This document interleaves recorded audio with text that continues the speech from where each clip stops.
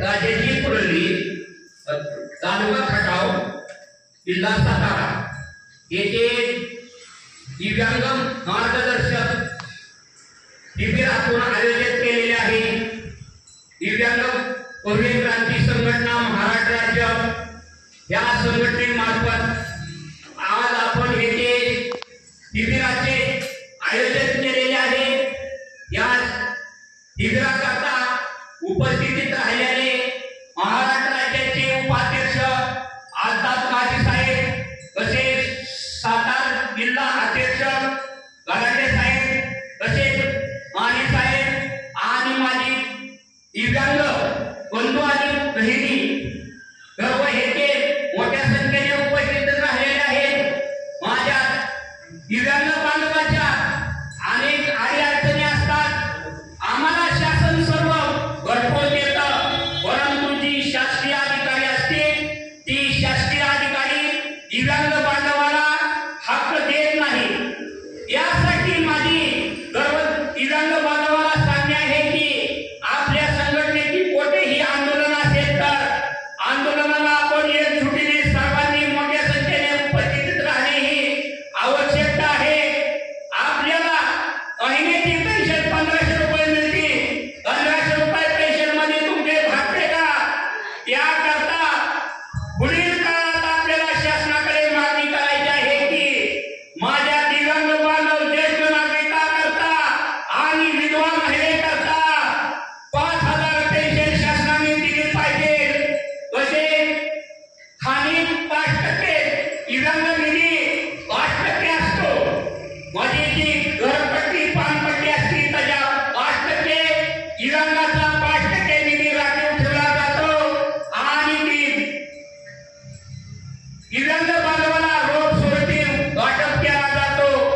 परंतु कुठल्या ग्रामपंचायतमध्ये दिव्यांगाचा 5% निधी वाटप केला जात नाही। याकरता ग्रामसेवकाकडे कुणाकुणाची तक्रार आहे त्यांनी दाखल केली पाहिजे। आपल्या हक्काचा 5% निधी वाटप केलाच पाहिजे। तसेच दिव्यांग बांधवाला घरकुल असते, घरकुलासाठी आपल्या नावावर जागा असणारे 7-12 उतारा, आधार कार्ड, झेरॉक्स, दिव्यांगाचे सर्टिफिकेट अशी सर्व कागदपत्रे दाखल करून ग्रामसेवकाकडे आपण हस्तलिखित अर्ज करायचा, म्हणजे आपल्याला दिव्यांग बांधवाच्या हक्काचे घरकुल मिळते। आणि तसेच पंचायत समिती जिल्हा परिषदेच्या माध्यमातून दिव्यांग 5% अनुशेष निधी वाटप केला जातो। 5% अनुशेष मधून दिव्यांग बांधवाला पिठाची चक्की, मिरची कांद्याचे दर, तसेच शेळी पालनाकरता कर्ज दिले जाते आणि त्याकरता दिव्यांग बांधवांनी आपल्या हस्तलिखित एक अर्ज, दिव्यांगाचे सर्टिफिकेट, आधार कार्ड, झेरॉक्स आणि उत्पादनाचा दाखला हे सर्व घेऊन आपण मागणी केली पाहिजे। तसेच समाज कल्याणच्या माध्यमातून दिव्यांग बांधवाला ईद भांडवल व्यवसाय करण्याकरता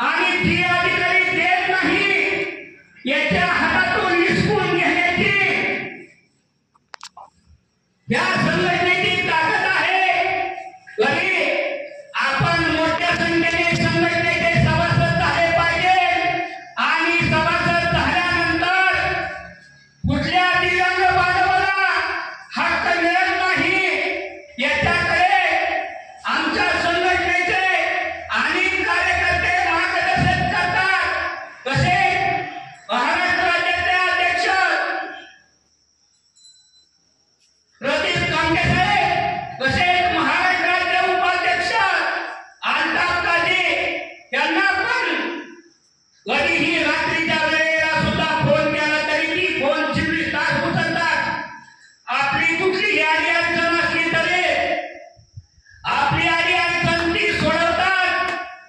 याकरता कुठलेही दिवंग बांधवांनी महाग न राहता आपला हक्क मिळवून घेण्याकरता अर्थात काही कसे प्रदीप तांबे ह्याच्या संपर्कात राहावे.